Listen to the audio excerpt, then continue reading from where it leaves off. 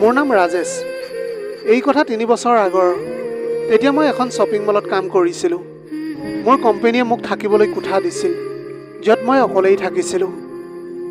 মোৰ ওচৰৰ কোঠাটোত এগৰাকী নবুৱে তেওঁৰ স্বামীৰ সৈতে বসবাস কৰিছিল। তেওঁৰ নাম কবিতা। নবুৰ বয়সটো 24 বছৰমান হ'ব আৰু তেওঁ দেখিবলৈ বহুত ধুনীয়া আছিল। নবুৰ স্বামীয়ে এটা কোম্পানীত কাম কৰিছিল আৰু তেওঁ প্ৰায় ঘৰৰ পৰা বাহিৰতে থাকিছিল। মোৰ নবুৰ লগত কেতিয়াবা কেতিয়াবা কথাও হৈছিল।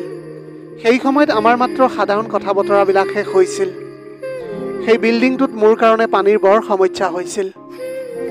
মই সদায় ৰাতিপুৱা 8 বজাত কামলৈ যাবলগীয়া হৈছিল আৰু পানী 10 বজাতহে আহিছিল। নবুৱে মোৰ কাৰণে পানী ভৰাই ৰাখিছিল।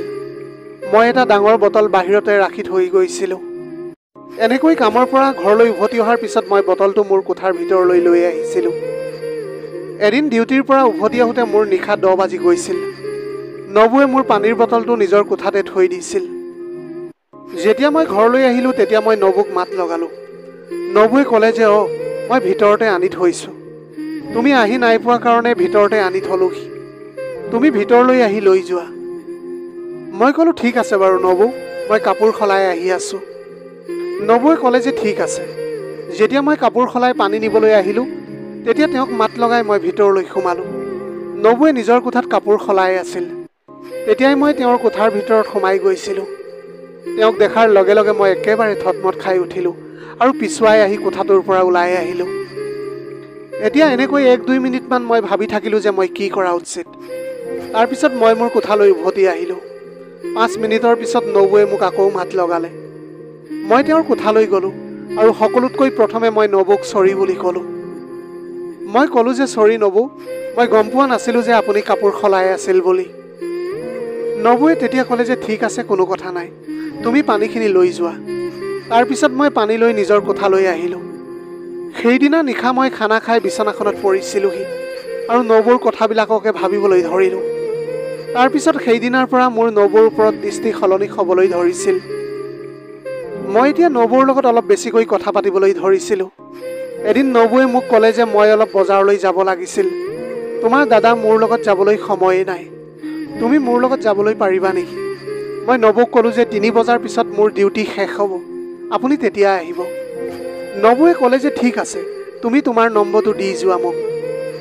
মোৰ নম্বৰটো এতিয়া মই নবুক দিছিলোঁ আৰু নবুৱেও তেওঁৰ নম্বৰটো মোক দিলে। মই মোৰ কোঠালৈ আহি গ'লোঁ আৰু নবুৰ কথাবিলাক ভাবি মই এতিয়া শুই গৈছিলোঁ। পিছদিনা ৰাতিপুৱা 2 বজাত নবুৰ ফোন আহিলে। তেওঁ ক'লে যে মই ঘৰৰ পৰা ওলাইছোঁ, তুমি গেটখনলৈকে আহি যোৱা। মই তেতিয়া হ'ব বুলি ক'লোঁ। তাৰপিছত আমি দুয়ো মিলি 3 বজাত লগ হ'লোঁগৈ। এনেকৈ আমি এতিয়া আহি বজাৰ পাইছিলোঁহি। বজাৰ গৈ পোৱাৰ পিছত নবুৱে এখন কাপোৰৰ দোকানত সোমালে। মই তেতিয়া বাহিৰতে ৰৈ দিলোঁ। নবুৱে মোক ক'বলৈ ধৰিলে যে কি হ'ল, বাহিৰত তুমি কিয় ৰৈ গ'লা? আহা মোৰ লগত ভিতৰলৈ আহা। মই ক'লোঁ যে নালাগে নবু, আপুনি যাওক, মই ইয়াতে ৰৈ আছোঁ। নবুৱে তেতিয়া হাঁহি এটা মাৰি ক'লে, আৰে আহা না তুমি ভিতৰলৈ। এতিয়া তুমি নিজেও অভ্যাস কৰিবলৈ শিকা, কাৰণ কেতিয়াবা নিজৰ গাৰ্লফ্ৰেণ্ডৰ কাৰণে কিনিব লাগিব নহয়, তেতিয়া আৰু কোনো অসুবিধাৰ সৃষ্টি নহ'ব। মই নবুক ক'লোঁ যে বৰ্তমান মোৰ কোনো গাৰ্লফ্ৰেণ্ডেই নাই। কিন্তু তাৰ পিছতো নবুৱে মোৰ হাতত ধৰি ভিতৰলৈ লৈ গ'ল মোক। নবুৱে মোৰ লগত নিজৰ কাপোৰ বজাৰ কৰিছিল। কিছু দেৰি পিছত আমি চাহ খাবলৈ বুলি এখন হোটেলত সোমালোঁ। মই তেওঁৰ লগত বহিছিলোঁ। নবুৱে মোক সুধিলে যে তুমি মোক কিয় মিছা কৈছিলা তোমাৰ কোনো গাৰ্লফ্ৰেণ্ড নাই বুলি। মই তেতিয়া নবুক ক'লোঁ যে নবু, এয়া কোনো মিছা কথা নহয়। আগতে এজনী আছিলে, কিন্তু যেতিয়া তাই মোক বিশ্বাসঘাতকতা কৰিছিল তেতিয়াৰ পৰা মোৰ ছোৱালীৰ ওপৰত বিশ্বাসেই হেৰাই গ'ল। তেতিয়া নবুৱে কৈছিল যে হৈ যায় এইবিলাক কেতিয়াবা কেতিয়াবা, সকলো একেই নহয় ন। তেওঁ এতিয়া মোৰ কথাত বিশ্বাস হৈ গৈছিল যে মোৰ কোনো গাৰ্লফ্ৰেণ্ড নাই বুলি। তাৰপিছত আমি দুয়ো চাহ খালোঁ আৰু নবুৰ লগত বজাৰ কৰি ঘৰলৈ বুলি উভতি আহিছিলোঁ। তেতিয়ালৈকে সন্ধিয়া 7 বাজি গৈছিল। নবুৱে তেতিয়া মোক কৈছিলে যে আজি বহুত দেৰি হৈ গ'ল, তুমি ৰাতি আহাৰ আজি মোৰ কোঠাতে আহি খাবাহি। মই তেতিয়া হ'ব বুলি ক'লোঁ। নবুৱে ক'লে যে ঠিক আছে, তুমি 9 বজাত আহি যাবা। মই হ'ব বুলি কৈ নিজৰ কোঠালৈ আহি গ'লোঁ। সেইটো সময়তে নবুৰ স্বামীৰ ফোন মোৰ মোবাইললৈ আহিলে। তেওঁ ক'লে যে কবিতাৰ মোবাইলটো বন্ধ হৈ আছে, তুমি মোক তেওঁৰ লগত কথা পতাই দিয়াচোন। মই তেতিয়া অলপ ৰ'ব বুলি কৈ নবুৰ ওচৰলৈ আহিলোঁ। নবুৱে পাচলি কাটি আছিল। মই তেওঁক মোবাইলটো দিলোঁ আৰু ক'লোঁ আপোনাৰ মোবাইলটো বন্ধ হৈ আছে চাগে। সেইকাৰণেহে দাদাই মোৰ ওচৰলৈ ফোন কৰিলে। তেতিয়া নবৌৱে নিজৰ স্বামীৰ লগত কথা পাতিবলৈ ধৰিছিল।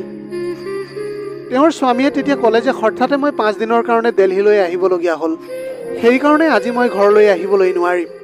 দাদাই প্ৰায় কামৰ কাৰণে বেলেগ বেলেগ চহৰলৈ গৈ থাকিছিল। তাৰপিছত ফোনটো কটাৰ পিছত নবৌৱে মোৰ মোবাইলটো মোক উভতাই দিলে। মই মোৰ কোঠালৈ যাবলৈ ধৰিলোঁ। তেতিয়া নবৌৱে ক'লে যে অলপ সময় ইয়াতে থাকা না, এতিয়ানো তুমি ৰুমত অকলে গৈ কি কৰিবা, ইয়াতে বহি মোৰ লগত অলপ কথা পতাচোন। মই তেতিয়া ক'লোঁ যে ঠিক আছে, মই মোৰ ৰুমটো লক কৰি আহোঁ। নবৌৱে ক'লে যে ঠিক আছে আহা, মই অলপ তেতিয়ালৈকে চাহ বনাওঁ। মই এতিয়া 5 মিনিটতে উভতি আহিছিলোঁ। তেতিয়ালৈকে নবৌৱে চাহ আনি টেবুলত ৰাখিছিল। মই এতিয়া কাপটো লৈ চাহ খাবলৈ ধৰিছিলোঁ। নবৌৱে নিজৰ কাপটো লৈ পাকঘৰলৈ গুচি গ'ল। নবৌৱে মোক ক'লে যে তুমিও পাকঘৰলৈ আহি যোৱা। আমি দুয়ো ওচৰতে থিয় হৈ কথা পাতিবলৈ ধৰিলোঁ।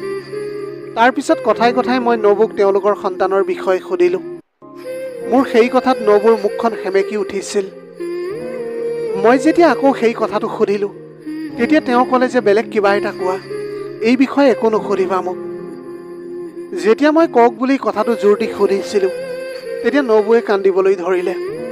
তেতিয়া মই সুধিলোঁ যে কি কথা, আপুনি খোলাখুলিকৈ কওকচোন। তেতিয়া নবৌৱে ক'লে যে মোৰ স্বামীয়ে মোক সময় নিদিয়ে। প্ৰথম 3 বছৰ তেওঁ মোক গাঁৱতে ৰাখিছিল। এতিয়া এবছৰৰ পৰা ইয়াতে আছোঁ, কিন্তু তেওঁ কামৰ পৰা আহি খানা খাই শুই যায়। এতিয়া তেওঁ সেইবিলাক কামৰ কাৰণে সময় নাপায়। প্ৰথমতে তেওঁক মই বুজালোঁ, তাৰপিছত তেওঁ মোক পানী এগিলাচ দিলে। নবৌৱে গিলাচটো ভালকৈ ধৰাই নাছিল আৰু এনেকৈ গিলাচটো পিছলি নবৌৰ গাতে পৰি গৈছিল।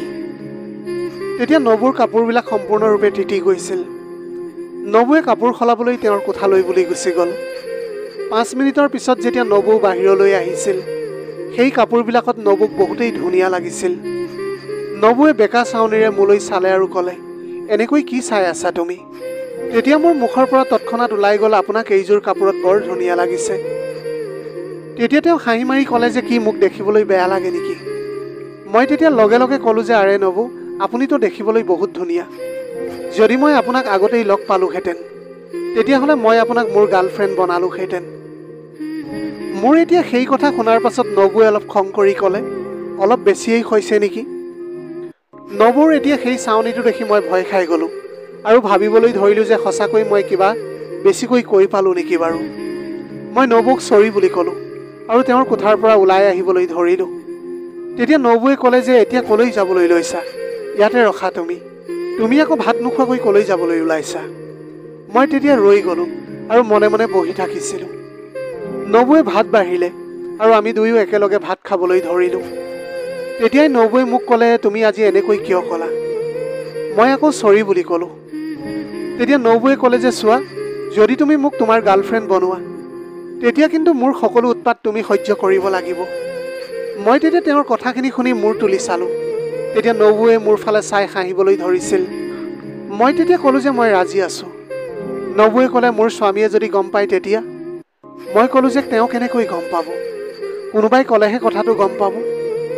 নবৌৱে হ'ব বুলি কৈ তেতিয়া খানা খাবলৈ ধৰিছিল। কিছু সময়ৰ পিছতে আমাৰ ভাত খোৱা শেষ হ'ল আৰু নবৌৱে বাচন বৰ্তন লৈ পাকঘৰলৈ বুলি যাবলৈ ধৰিছিল। ময়ো এতিয়া ভাত খাই হাত ধুই ঘৰলৈ যাবলৈ ওলালোঁ। তেতিয়া নবৌৱে ক'লে যে তুমি ক'লৈ যোৱা? আজি ইয়াতে থাকা, আমি দুয়ো বহুত কথা পাতিম। মই এতিয়া তেওঁৰ কথাখিনি শুনাৰ পিছত অলপ বহিছিলোঁ। অলপ সময়ৰ পিছত নবৌ আহি মোৰ ওচৰতে বহিলে। অলপ সময় কথা পতাৰ পিছত নবৌৱে ক'লে, বহুত ৰাতি হৈ গ'ল, আজি তুমি মোৰ লগতে শুই থাকা। মোৰ আজি তোমাৰ লগত কিবা এটা কাম আছে, সেয়া তুমি কৰি দিয়া। নবৌৰ কথা শুনি মই সুখী হৈ পৰিলোঁ। তাৰপিছত আমি ভিতৰৰ কোঠালৈ বুলি গুচি গ'লোঁ। ভিতৰলৈ যোৱাৰ লগে লগে নবৌৱে ক'লে, মোৰ এই বৰ্তনটো শুকাই গৈছে, ইয়াতে অলপ পানী দিয়া।